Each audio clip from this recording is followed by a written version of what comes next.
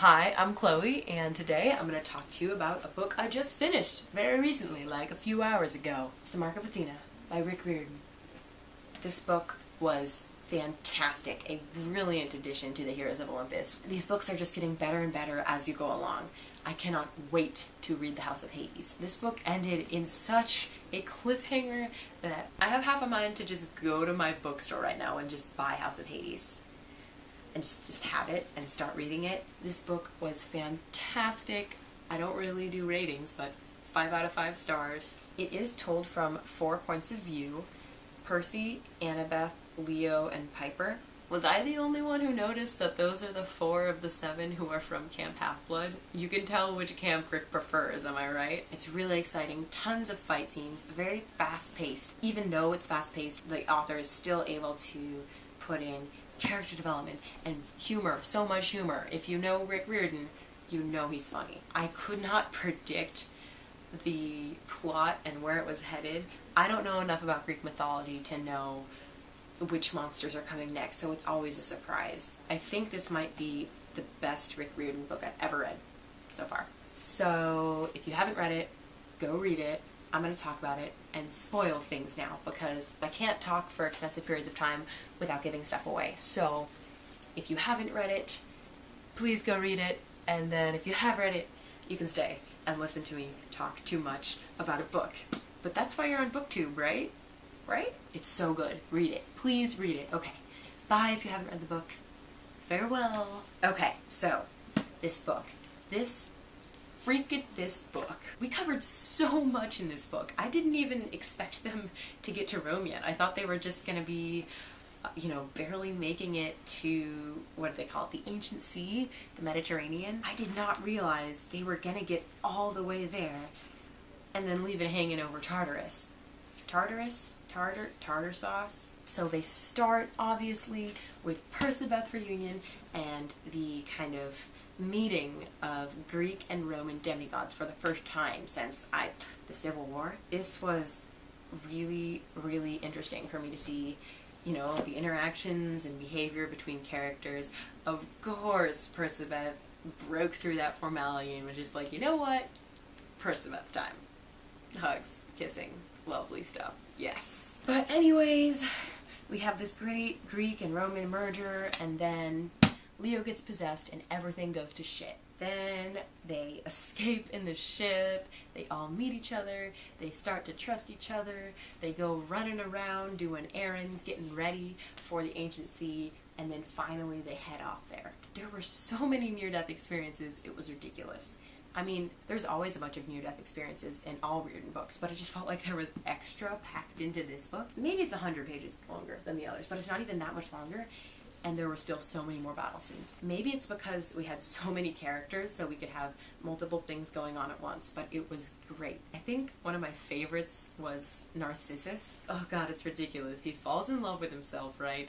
And then drowns looking at his reflection. That was such a great scene though, and it was like Hazel and Leo working together. Narcissus has fangirls. I am so hot, Narcissus said sympathetically. My favorite monsters and scenes were Narcissus and then Hercules. After all those labors I had to complete for my evil cousin Eurystheus, well, I don't want to be that guy, you know? You totally are that guy, Hercules. You totally are that guy. They defeat all these beasties, they get to the Mediterranean, and they get to Rome.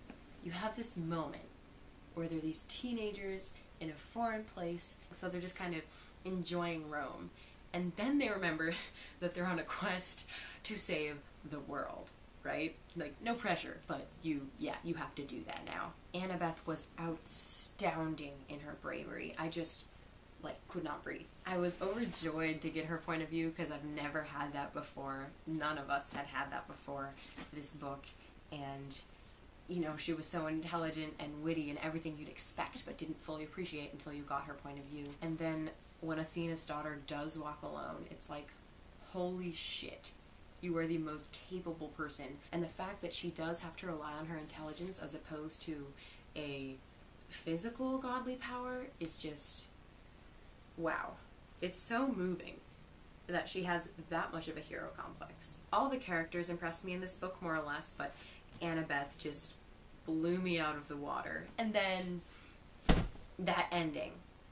Percy and Annabeth are falling into Tartarus. Leo's beating himself up, thinking it's his fault because of Nemesis. Freaking Jason and Piper, I guess they're okay. And then we have Frank and Hazel, and they're there. So much for 7. Lucky 5? High five? And of course Nico has joined the group.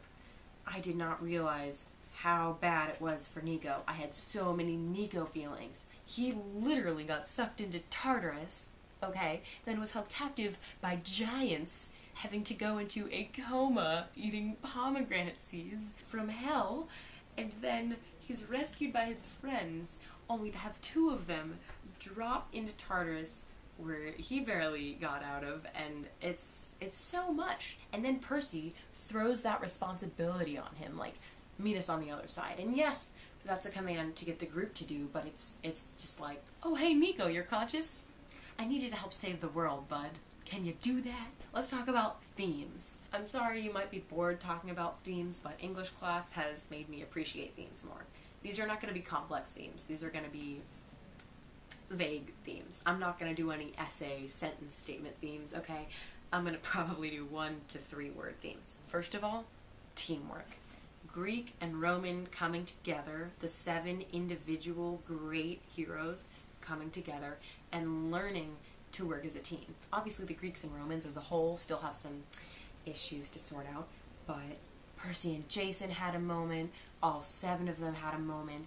This group of 7 really learns what it is to work as a team and appreciate working together as opposed to just 7 individuals who happen to be in the same room. Percy had a really great speech about this, if I can find it. They'd fought as individuals, each demigod doing what he or she did best, but Hera had made them a team of 7 for a reason. The few times Percy and Jason had worked together, summoning the storm at Fort Sumter, helping the Argo II escape the Pillars of Hercules, or even filling the Nyphaeum, Percy had felt more confident, better to figure out problems. As if he'd been a Cyclops his whole life and suddenly woke up with 2 eyes.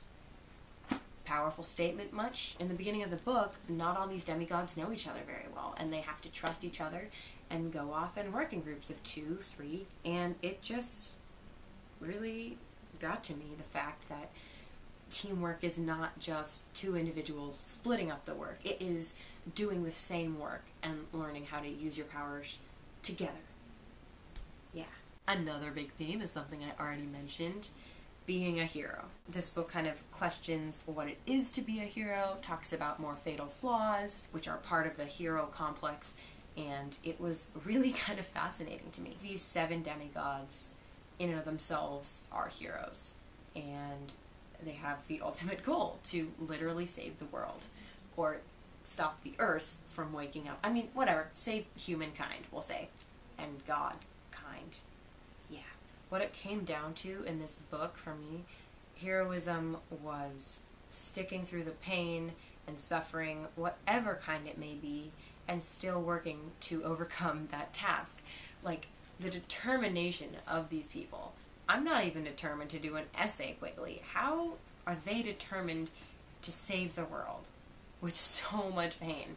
Annabeth just sticks through it all. I cannot believe her. She's such a hero just by being herself. I will not be another skeleton on your floor, she called to the statue, hoping she sounded brave. Girl, you sound brave. I worship you. She overcame fear. She overcame pain.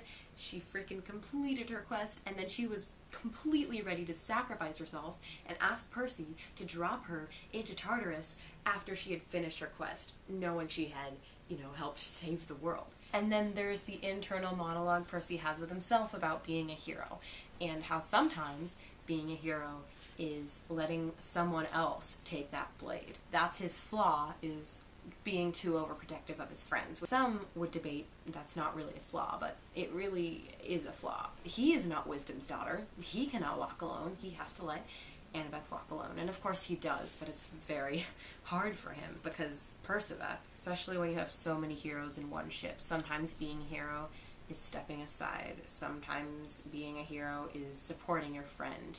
It has so many different meanings, and it's not just all about you. It's about putting the bigger goal above all that and recognizing your strengths as well as other people's strengths. I'm trying to sound deep, but really I'm not deep, and this book is deep. Moving on to favorite moments and things, most of the lines I highlighted in this book because I loved were Percy lines or Leo lines, but there was a very select few from other characters. Jason and Piper were okay. It was just kind of like that couple that was there that you kind of took for granted. But when they did have their discussion while cleaning and doing their tasks, Jason had one line that I appreciated. Piper is talking to Jason about Reyna and saying she's beautiful and powerful and Roman. And Jason says, "You're beautiful and powerful, and I don't want you to be Roman. I want you to be Piper." That just got to me. I don't want you to be Roman, I want you to be Piper. I like you for who you are. Good feels inside. And Leo is kind of tacked onto that Frank and Hazel relationship, which I couldn't decide if it was a love triangle or just a really, really weird dynamic. It wasn't just the two guys competing for Hazel. It was like the three of them were locked together, acting out some kind of murder mystery, but they hadn't yet discovered which of them was the victim. Wow, Rick, way to distinguish that from a love triangle. Without that paragraph, I would have figured it was a love triangle.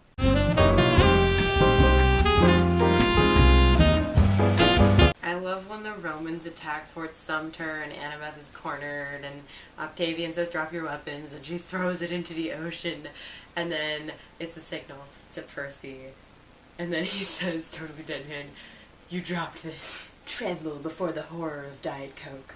That was another one of my favorite scenes. Frank stumbled out of nowhere, making a big show of grabbing his throat. "Oh no," he said, like he was reading from a teleprompter.